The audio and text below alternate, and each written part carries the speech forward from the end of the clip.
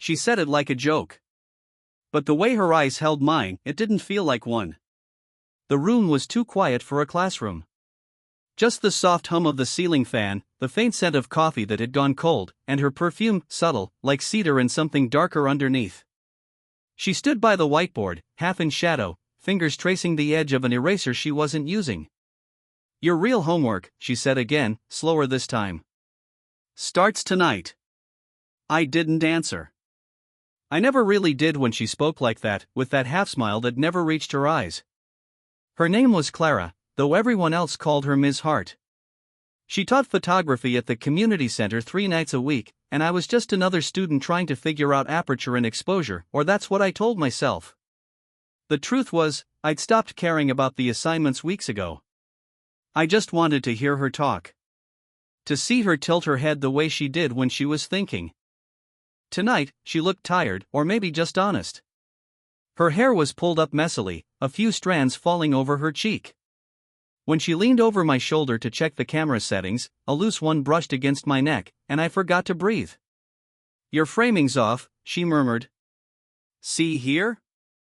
You're too focused on the subject. You need to notice what's around it." Her hand moved, steady, guiding mine toward the dial. The air between us thickened. Her skin was warm, the kind of warmth that stays long after touch ends. "I was looking at the subject," I said quietly. She froze for a second, just enough for me to notice. Then she smiled, small and controlled, as if she'd just remembered her lines. "Don't get clever, Eli." I wasn't trying to be. Her eyes lingered on mine a beat too long. Then she stepped back, crossing her arms, pretending to adjust the light. "You're young," she said, as if that explained everything. "And you're not?" That time, she didn't smile. She just sighed, the kind of sigh that feels like it's been waiting years to come out. "I'm something else," she said softly. The fan clicked overhead. Outside, rain started tapping against the windows, slow at first, then steadier. It made the room feel smaller, the silence heavier. She walked over to the window, watching the downpour. I should have gone back to my camera, but I couldn't. Her reflection in the glass looked younger somehow, or maybe that's how I wanted to see her. "Why do you keep staying after class?" she asked, not turning around. "I like the quiet." "You like watching me work," she said. No accusation, just fact. I didn't deny it. She turned then, finally meeting my eyes. "You think you understand me?" "No," I said. "But I want to." Something in her expression flickered, fear, maybe, or memory. She looked down, tracing the edge of her desk with her fingers, like she needed something solid to hold on to. "Careful, Eli," she whispered. "Some things look better out of focus." She stepped closer, close enough that I could see the faint lines around her mouth, the soft tiredness in her eyes. Her hand brushed mine again, not by accident this time. Then the door opened.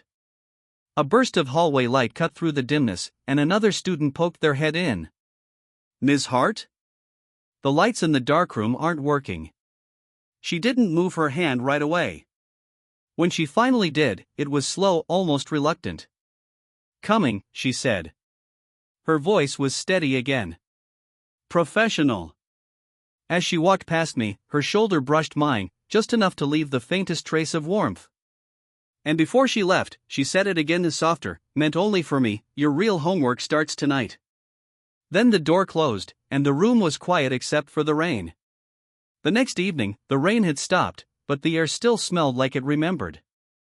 Clara was already there when I walked in, his sleeves rolled up, hair tied back, moving around the room with the quiet precision of someone who didn't need anyone else's help but got it anyway. The floorboards creaked under my shoes, and she looked up briefly, her expression unreadable. "You're early," she said. "Couldn't sleep." She nodded once, like she understood more than I'd said. The studio lights buzzed low. The walls were lined with old framed photographs, most of them black and white portraits. Faces she'd captured over the years, probably before the divorce. I'd overheard her once on the phone, voice low and brittle, saying something about signing the papers. I never asked. "Do you miss teaching full-time?" I asked as I unpacked the camera. Her mouth curved slightly. I miss the students who listened. I listen. You stare, she said, and for a moment, she almost smiled. I didn't deny that either. She moved closer to adjust the tripod, and when she leaned in, her shoulder brushed my arm. A simple touch, but my pulse jumped anyway. She smelled like rain and old wood polish, and something faintly sweet that I couldn't place. Hold still, she said. The lighting's different tonight. Her voice was soft, but there was something taut under it, like a string pulled too tight. She lifted my chin with 2 fingers, angling my face toward the lamp. Her touch lingered a second too long. You've done portraits before? I asked, just to say something. She hesitated. Once. Someone I shouldn't have. Her hand dropped. Silence filled the space between us, thick and real. I wanted to ask, who? But I could already guess. Whoever he was, he'd been old enough to know better, young enough to make her forget that. I thought art was about breaking rules, I said quietly. She laughed under her breath, a small, sad sound. Some rules break you back. She turned away to the shelf, pretending to look for something. Her reflection in the window looked far away, almost ghost-like. I found myself watching her, the way her fingers tapped the wood, the way her shoulders lifted when she tried not to show she cared. Every movement of hers carried weight, like she was holding the world together with muscle memory. Why are you here, Eli? She asked finally, still facing the window. I told you. I like photography. You like control. Same thing, just prettier. She turned then, slow, deliberate, and met my eyes. The space between us felt alive, trembling at the edges. She took a step closer, enough that I could feel her breath when she spoke again. Whatever you think this is, she said softly, you should stop before it becomes something we can't undo. Her voice wavered on the word we, just barely. I swallowed. Do you want me to stop? Her eyes searched mine, looking for the right answer, or maybe hoping I wouldn't give it. Instead of replying, she reached out and fixed the collar of my shirt, fingers brushing the back of my neck. It was a small, pointless gesture, but it burned. Then she let her hand fall, her composure folding back into place. Your framing's better tonight, she said, stepping away. And for a moment, just before she turned off the light, her hand brushed against mine again. Not by accident this time. The electricity stayed, humming quietly between our skin, long after she'd gone still. The studio smelled like Fixer and rain again, a scent that had become familiar enough to make my chest tighten. It was Friday night, and no one else had shown up for the open lab hours. Just me and Clara. She didn't comment on that. Just handed me a towel to dry the counter, pretending not to notice how close I stood. Darkroom's all yours, she said. Just don't mess with the enlarger, it's temperamental. You trust me? Her lips twitched. I haven't decided yet. The red safety light filled the room, soft and strange. It made her skin glow warm, like something fragile held too near a flame. She leaned over a tray of developing prints, her hair falling forward. I should have been watching the photos, instead, I watched the curve of her neck, the slow rise and fall of her breath. When she spoke, it startled me. You stare again, she said, not looking up. I learn by watching. Is that what you tell everyone? Only you. Her hand stilled in the chemical bath. She exhaled through her nose, quiet, controlled, then shook her head, almost smiling. You're going to make this difficult, aren't you? I thought it already was. She looked up then. Her eyes met mine, and the air went still, a moment balanced too perfectly to last. That's when my phone buzzed on the counter. A sharp, normal sound in a place that didn't allow normal things. Clara stepped back quickly, arms folding, eyes flicking toward the door. You should get that, she said. I didn't move. It can wait. Her jaw tightened. Don't do that. Don't choose silence when it's easier to leave. Her words landed like something rehearsed, something she'd once said to someone else. The phone buzzed again. I finally picked it up, saw the message, Jess, you're still at class? Late night again? A friend. Just a friend. Still, I turned the phone face down. When I looked up, she was watching me. Something in her face softened, regret, maybe, or recognition. "You're too young to understand what this costs," she said quietly. "Then tell me." Her mouth parted slightly, as if she wanted to, but the words didn't come. Instead, she moved closer, slow enough that I could hear the faint hitch in her breath. The room felt smaller. The hum of the ventilation mixed with the sound of our breathing. My hand brushed hers on the counter. She didn't pull away. "Clara," I whispered. She looked up at me, eyes wide, conflicted, caught. Her lips parted, the space between us thinner than air. I could feel her breath warm, unsteady. For a moment, everything tilted. Then a knock on the door. "Ms. Hart," someone called. "Are you still in there?" She flinched. Her hand slipped from mine, brushing the edge of the sink. A small splash broke the silence. "Just finishing up," she called back, voice steady again. We waited until footsteps faded down the hall. Then she turned to me, her eyes darker now, voice barely a whisper. "This can't happen," she said. But she didn't move away. Neither did I. The space between us held every word we couldn't say, and still, somehow, it kept pulling us closer. The night she finally lost her composure, the air felt heavy, thick with heat, unseasonably warm for spring. The studio windows were cracked open, but no breeze came through. She'd asked me to stay late again, to help clean up after a workshop. I told myself it meant nothing. I didn't believe it. Clara worked quietly beside me, packing away rolls of backdrop paper. Her movements were sharp, impatient. The silence between us buzzed with something we'd both been trying to ignore. When she dropped a roll and it clattered across the floor, she cursed under her breath, a word I'd never heard her say before. "You all right?" I asked. "Fine," she said too quickly, kneeling to pick it up. I bent down to help, and our hands met on the tube. Neither of us let go. "Clara," I said. Her eyes flicked up to mine, and for the first time, she didn't look away. Her pupils were wide, her breathing uneven. "Don't," she whispered. "Not tonight." "Why not tonight?"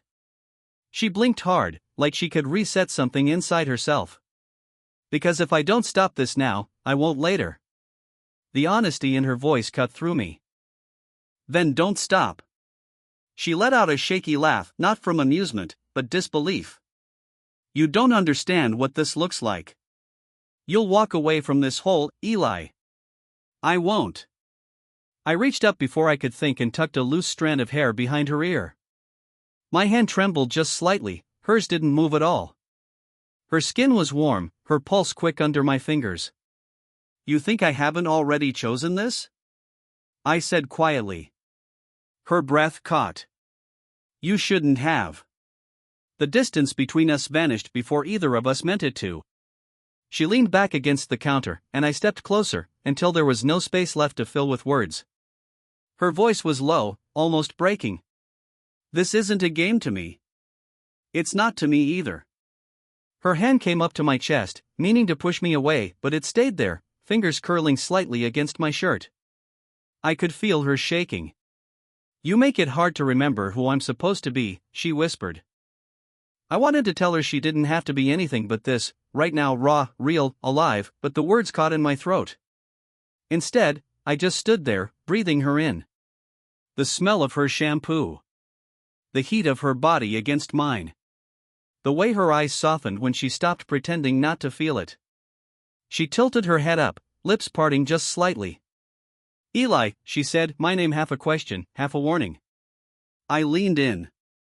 The moment stretched, fragile as glass. Then the lights flickered, a power surge rolling through the building. The hum of the fan stopped, the room went dark except for the streetlight bleeding in through the blinds. Neither of us moved. In the faint light, I could see her outline, her face inches from mine, her breath against my mouth. "Tell me to leave," I said. She didn't. She just whispered, almost inaudible, "Don't." And the darkness closed around us, holding its breath. The power stayed out for half an hour. We didn't speak. Didn't move. Just stood there, too close, the darkness holding what we couldn't say. When the lights came back, everything felt exposed again, the counter between us, the prints drying on the line, the thin hum of electricity returning like a heartbeat that had stopped. Clara stepped back first. Her hands were unsteady when she reached for the switch. "You should go," she said, voice brittle. Clara, no, she shook her head, eyes fixed on the table. "Whatever that was, it can't happen again. I should have left. But I couldn't." There was something else in her voice, not conviction, but fear. "I know you're scared," I said. Her laugh came out sharp. "You think that's what this is? Fear?" She turned to face me then, and I realized she'd been crying, just a little, the faint shimmer near her lashes. "Then what is it?" Her silence was an answer of its own. I stepped closer. She didn't move, but her hand tightened around the edge of the table, knuckles pale. "Clara, tell me, I already hurt someone like this once," she said suddenly. "A student. Years ago." The words landed like a blow. My throat went dry. It wasn't what you think," she cut in, her voice low, trembling. "He was older than you, barely, but still, it ruined my marriage. The gossip, the rumors, they didn't care what was true. My husband left. My job vanished. I promised myself I'd never let that line blur again." She pressed her fingers against her temples, like she could push the memory back into place. "And then you walked in." Her confession wasn't neat or rehearsed. It came out raw, unguarded, and it made everything inside me twist. "Why didn't you tell me?" "Because I thought I could handle it this time. I thought you were just another student with a crush." "But you," she stopped herself, breath catching. "But I what?" "You see me," she whispered. Her voice cracked on the last word, and that broke something in me. I reached out, took her hand before she could pull away. Her fingers trembled in mine, but she didn't let go. "I don't care what anyone said before," I said. "That's not us." She laughed weakly. "It's exactly us." I shook my head. "No. This, whatever this is, it's not just another mistake." She stepped closer without meaning to, her face inches from mine. I could feel the tremor in her breath, the warmth radiating from her skin. "Don't make me believe that," she said. "I already do." Her hand slipped from mine then, brushing my arm as she moved past, slow, deliberate, like she had to feel it one last time. "I'm teaching a weekend retreat," she said softly. "Out of town. I'll be gone a few days." "That's you running." "Maybe," she said, stopping at the door. "Or maybe it's me giving us a chance not to ruin each other." And then, quieter, like a promise neither of us wanted to keep, "If you follow me, Eli, there won't be any stopping it." She didn't look back when she left. But the space she'd occupied still pulsed with her absence, like the air itself remembered every touch we hadn't finished. I found her before I knew I'd decided to go. The retreat was held in a weathered house near the cliffs, the kind of place the wind never stopped moving through. Late afternoon light poured through the tall windows, turning everything gold and restless. I saw her through the open doorway, bent over a table, sorting through photo slides, hair coming loose from its tie. When she looked up and saw me, she didn't seem surprised. "You shouldn't be here," she said quietly. "Maybe not," I answered. "But I am." She took a slow breath, eyes flicking toward the window, as if checking whether there was still time to change this. "You think this means something brave," she said. "But all it means is you don't understand the cost." "Then tell me what it costs," I said. Her mouth opened, then closed. For a moment, she just stood there, her fingers still resting on the slides, shoulders tense. "Everything I built after the last time," she whispered. "The quiet. The distance. The safety." I stepped closer. "You call that safety?" The silence stretched thin between us. Her eyes dropped to my hands, still dirty from the road, trembling a little. She moved toward me without deciding to, stopping close enough that the air changed temperature. I told myself if you showed up here, I'd send you away, she said. That it would mean you didn't listen. Did I? She laughed under her breath, shaky. You never do. Her hand came up, just barely touching my face, the side of her thumb brushing my jaw like she was testing whether it was real. You make me feel like I missed a step somewhere, she said softly. Her palm rested against my cheek. I turned into it before I could stop myself. Her breath caught. We didn't move for a long time. The sounds outside blurred wind, waves, a door creaking somewhere down the hall. Everything narrowed to the rhythm of our breathing. You could still walk away, she said, voice unsteady. So could you.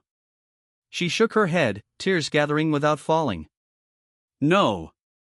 I already did, once. It didn't save me. Her hand slid from my face to my chest, over my heartbeat. I don't want to be someone's secret again, she whispered. You're not. Then what am I? I hesitated, then said the only thing that felt true. The one I stopped pretending not to need. Her eyes closed at that, not in surrender, but in something quieter, deeper. When she opened them, she stepped closer, her forehead brushing mine. We stood there, breathing the same air, caught in a choice that had already been made. Then she whispered, if we do this, there's no undoing it. I know. Her lips hovered a heartbeat from mine, close enough to feel the warmth, the tremor, the gravity of it. For a moment, neither of us moved. And then she pulled back just slightly, eyes searching mine. Her hand stayed on my chest. Then let's stop pretending it didn't already happen, she said. No kiss. Just the truth between us, unguarded, dangerous, and finally, completely seen. Morning came slow, soft light spilling across the worn floorboards of the old house. The storm from the night before had passed, but its echo lingered in the salt-heavy air, that stillness that follows when everything you were afraid of has already happened. Clara sat by the window, knees pulled up, her sweater draped loosely over one shoulder. She looked different in daylight. Not softer, just real. The kind of real that doesn't ask to be seen but can't hide anymore. When she noticed me in the doorway, she smiled, small, cautious, but enough. You didn't leave, she said. I shook my head. Did you want me to? She took a long breath, then exhaled slowly. No. I just thought maybe you'd wake up and realize this isn't simple. It's not, I said. But I'm still here. She laughed quietly, rubbing her hands together like she was trying to warm herself. You're too young to sound that certain. Maybe. But I'm old enough to mean it. The way she looked at me then, it wasn't surprise, or doubt, or even relief. It was something closer to peace. The tension that had lived in her shoulders since I met her finally eased. I walked over and sat beside her. For a while, we said nothing. The world outside was bright and ordinary, gulls crying somewhere, waves breaking against the cliffs. I spent years trying to disappear, she said. I told myself that's what safety was, being invisible enough that no one could hurt me again. And now? She glanced at me, the corner of her mouth curving. Now there's someone sitting too close for that. I smiled. Guess I ruined your invisibility. Completely. We both laughed, quiet and tired and relieved. Then she reached for my hand. No hesitation this time. Her fingers slid into mine naturally, like the question had already been answered somewhere in the dark the night before. She leaned her head against my shoulder, the weight of it light but certain.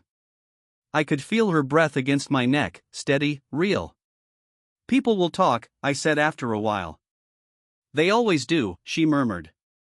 But they don't know us. Do we know us? She smiled without lifting her head. We're learning. The light shifted, climbing higher through the window, washing everything in gold. For the first time, it didn't feel like we were standing on the edge of something fragile. It just felt like we were standing, together. I turned slightly, pressed a kiss to her forehead.